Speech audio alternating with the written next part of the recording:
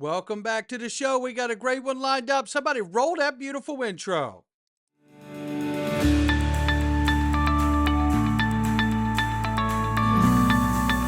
Digital Perspectives with Brad Kimes. Come on in.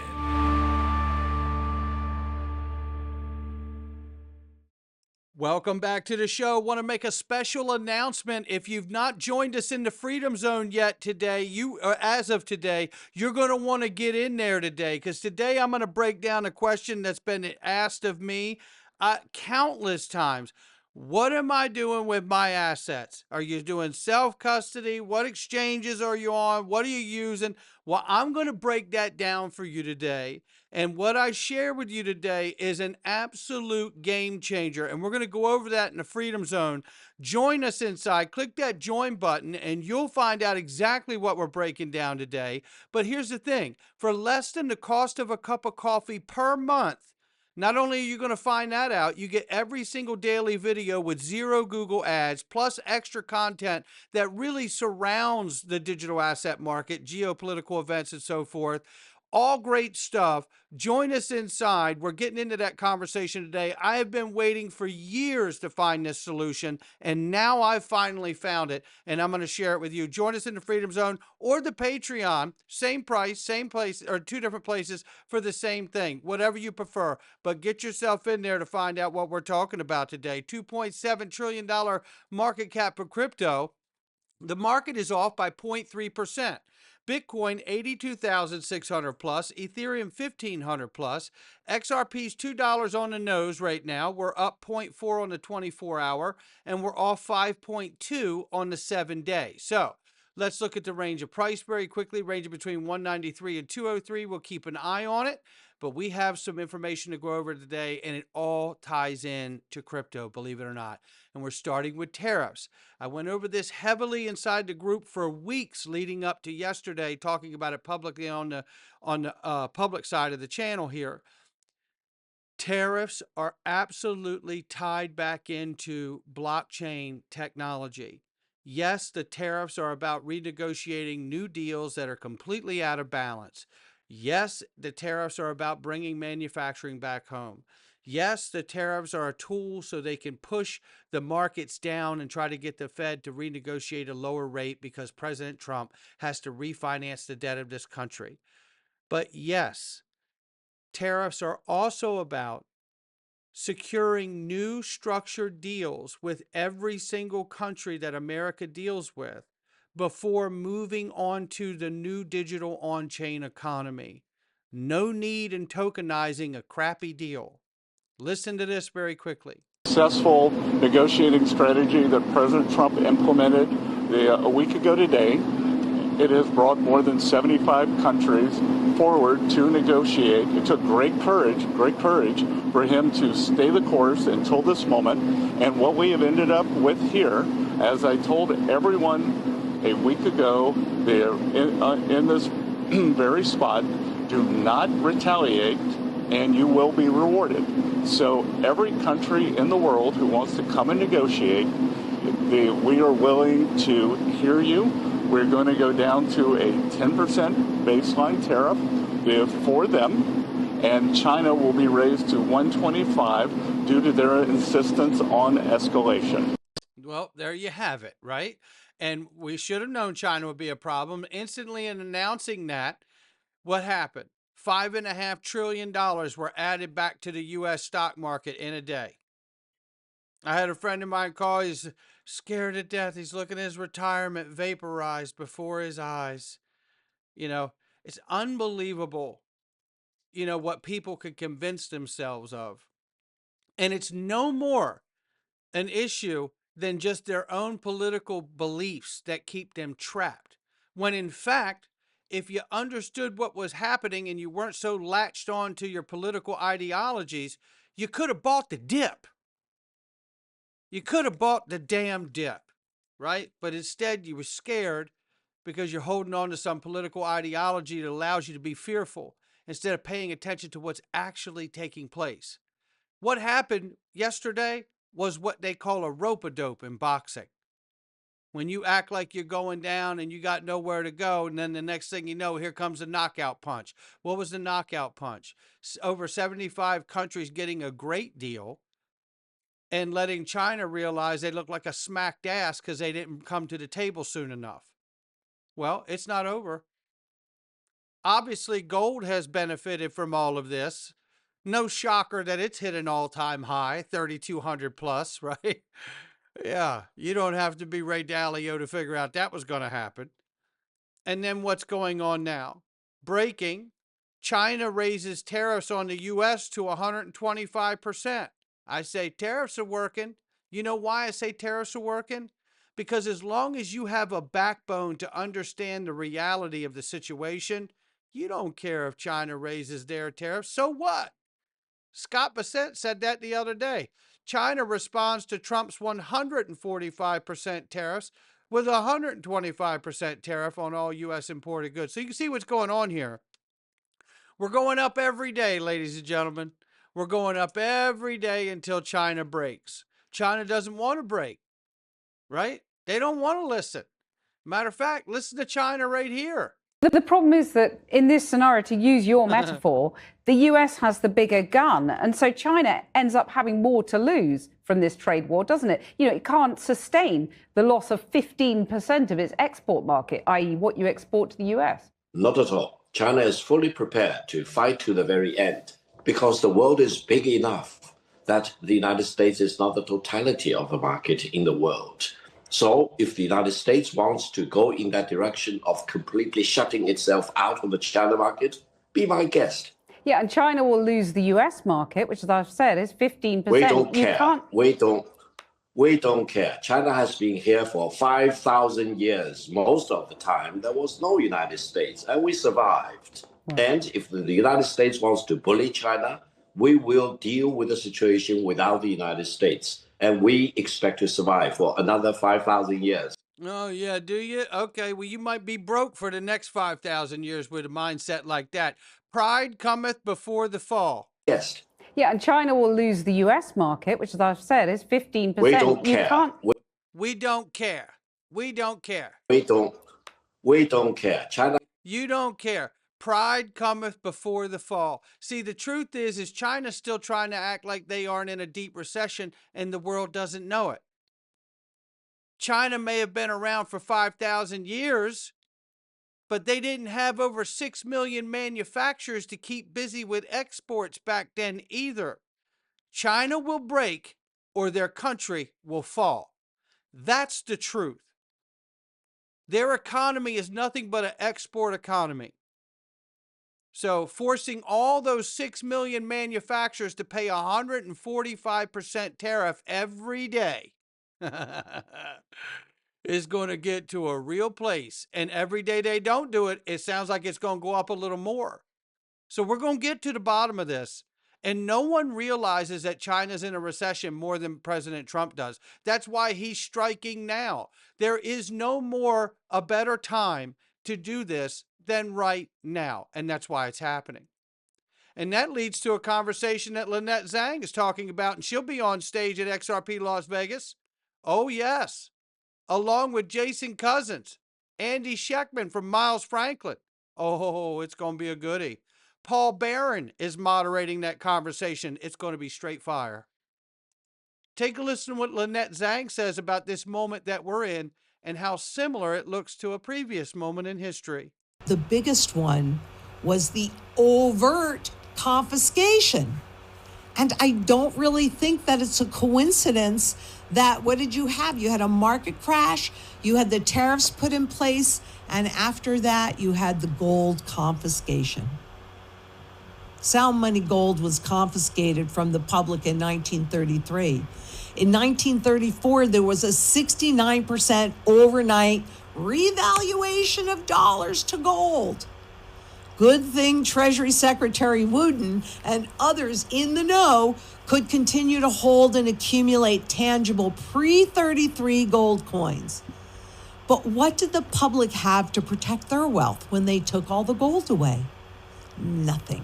And that's where we are right now. We have nothing to protect our wealth except we can position back into physical gold and silver. So those in the know continue to hold and actually accumulate pre-33 gold coins. But others flew to gold mining stocks, which seriously outperformed the Dow, but it was frankly the only way to buy gold back then. And I think it's very interesting that in 1932, there was a rapid rise in gold mining stocks before the 1933 confiscation. Interesting. Do you think that that was just a coincidence? Or did those in the know get into position ahead of the 1933 gold confiscation? We're never really going to know the answer to that. It's just a thought. But I see. You know what? And that's exactly right. And God bless her for laying it down. It's a thought. We don't know if that's really going to be right or not. And will we see a repeat of gold confiscation or revaluation on the table? What do we know? Fort Knox is scheduled for an audit. Now they're saying it's there, but the real question is how many times has the same bar of gold been oversold? 2 times, 5 times, 80 times? I don't know. No times? It's quite likely that we find out that gold has been oversold, like the same bar of gold has been sold multiple times, and that would force a revaluation on the table. It really would. So in that regard, there could be a couple things coming. I don't think that they confiscate gold, but we did see that in history before, and we did see the relationship of that with tariffs and how that had took place in previous history. So this is a moment to pay attention to. However, I think DAI's got it right on target here. Crypto was created for this moment. It absolutely was, because they want to keep the general public off of gold, and they want to keep people focused on shiny things like Bitcoin. But you know what? There is a fundamental utility to cryptocurrency. Stable coins and other assets, like utility assets like XRP, XLM, you know the drill. But I want you to listen to this clip very quickly here. I want to give a brief to our viewers for those that don't know. I mean, U.S. Treasuries are government-issued debt. When you buy one, you're essentially lending money to the U.S. government. And in exchange, you get paid interest over time, and they're considered one of the safest investments in the world because they're backed by the full faith and credit of the U.S. Now, it's an important thing to note that the yields move inversely to prices. When investors are confident and move into riskier assets like stocks and treasuries, prices fall and yields go up. But when the fear strikes and investors start to seek safety, they typically buy treasuries, pushing prices up and the yields down. But what we're seeing now are rising yields despite all of this fear. And in the past, we'd likely see investors rush into treasuries. Are we witnessing, a breakdown in the traditional flight to safety narrative here? Talk to us about this trend. What's happening here, Stephen?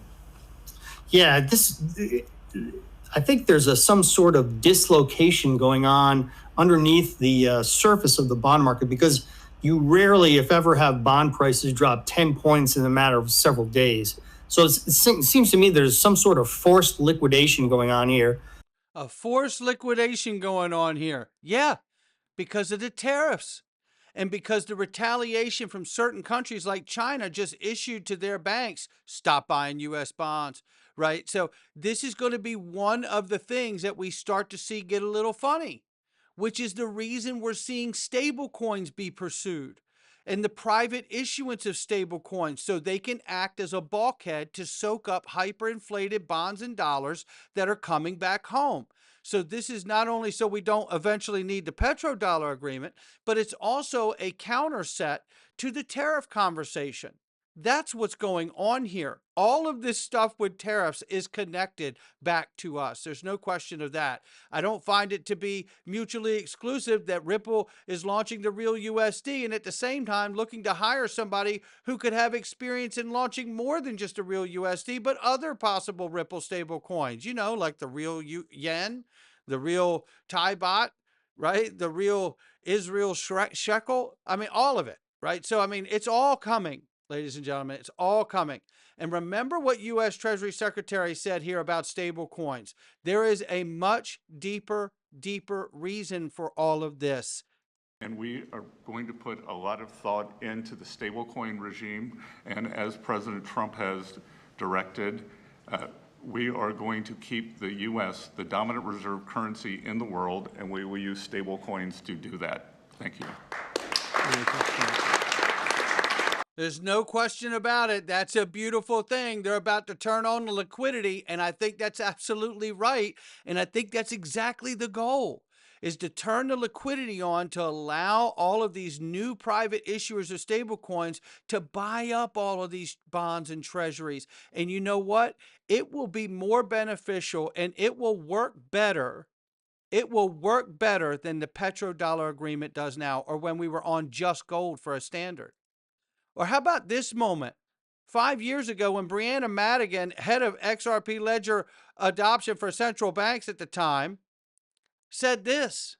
Or through multiple infrastructure partners, whether it's exchanges or OTC desks or what have you. And the last thing. The last key attribute of a healthy liquid market is really resilience. And that is getting at the ability for a market to recover from a significant systemic event. So, oh, really?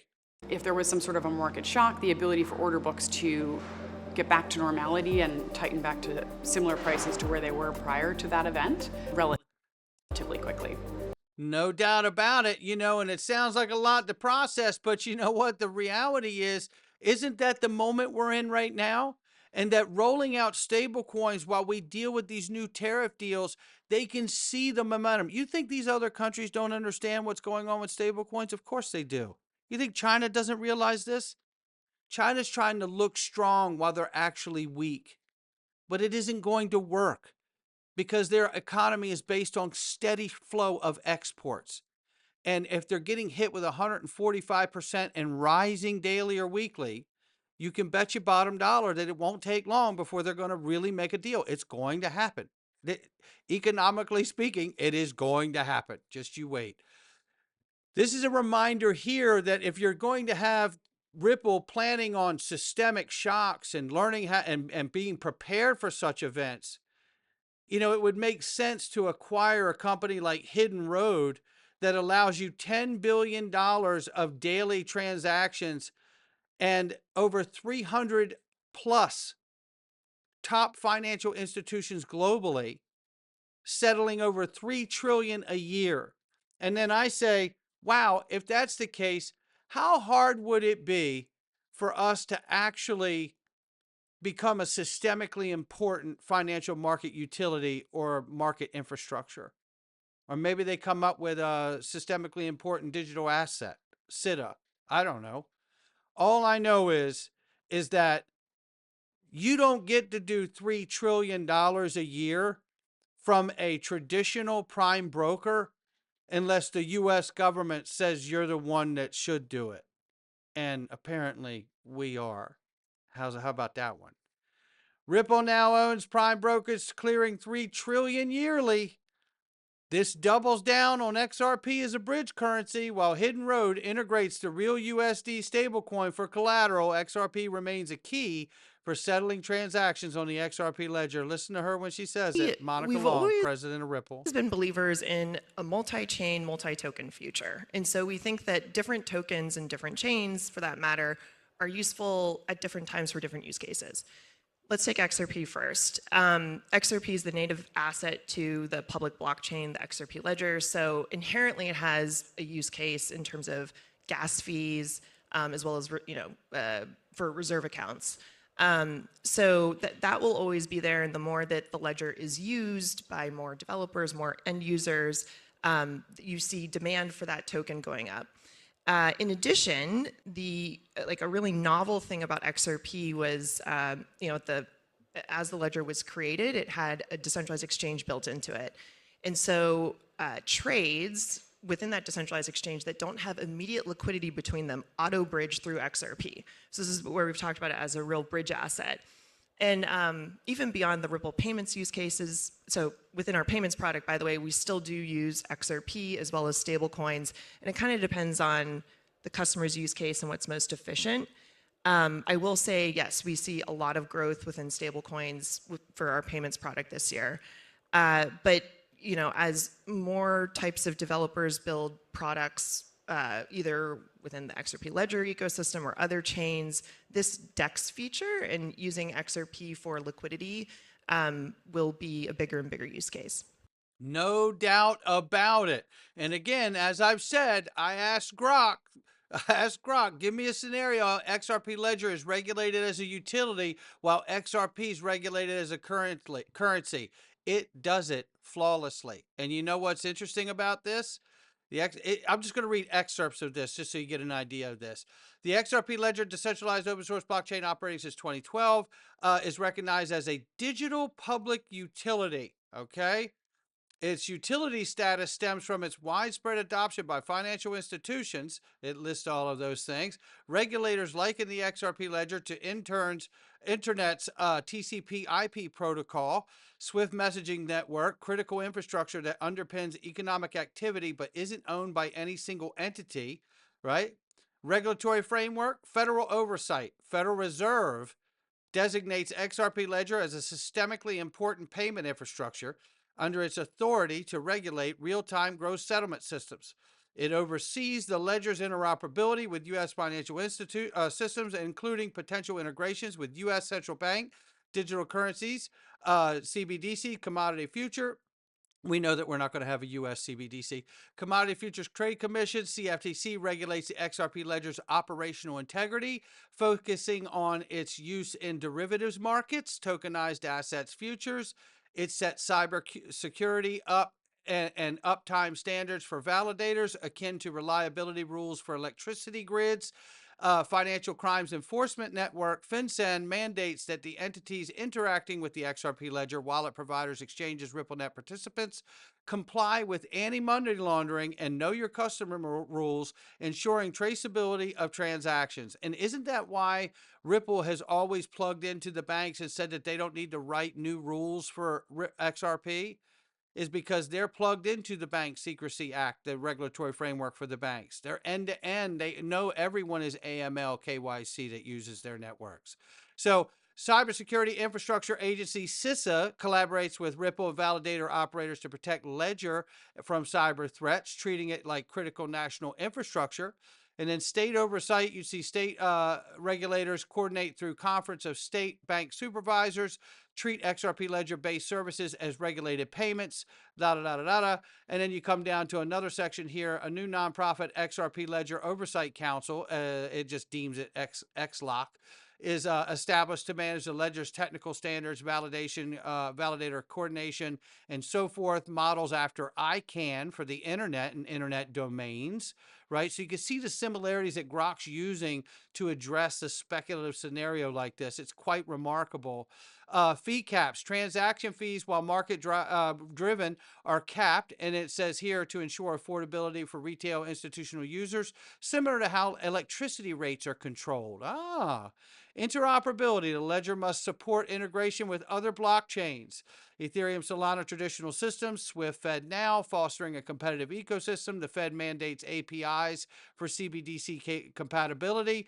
And then transparency with XLOC organization, publish real-time data on transaction volumes and other important information. If we get down to it here, and I'm just going to drop down to it here. If you come down to it and it says in its summation, and all of this stuff's fantastic the way it breaks it down almost as if it's going to be done this way. I'm not kidding. In this scenario, XRP Ledger operates as a regulated utility overseen by the Federal Reserve, CFTC, XLOC, ensuring reliability, access, interoperability for global payments and DeFi. XRP as a virtual currency is regulated by the CFTC and FinCEN. Funny enough, FinCEN called it a virtual currency in 2015. Balancing innovation with consumer protections and market stability, the framework fosters adoption by banks, fintechs, and developers, positioning the U.S. as a leader in the blockchain infrastructure while addressing risk and volatility and illicit finance. The XRP Ledger becomes a trusted backbone for digital finance, and XRP a go-to currency for cross-border value transfer, much like electricity powers homes and wires carry data. If you'd like to, and it says, tweak the scenario, I can. But I thought it was good enough for that. And it also says in here, the price could be regulated by the U.S. government as well, because they could control the price basically by the escrow release every month. They could buy that escrow and set the price and guarantee it. And they could do it without costing the taxpayer, the U.S. citizen, a nickel, because what they could do is price set it and issue treasury bonds to Ripple, which they could use in turn to back more issuance of real USD. And at the same time, they price set XRP so there's no loss to the customer. And we know that the world is going to use it, so you're not going to have a problem with it holding its value because payments are 24/7, 365. It's just a scenario, but it's one I like. Not financial advice from me or anyone else. I'll catch all of you on the next one.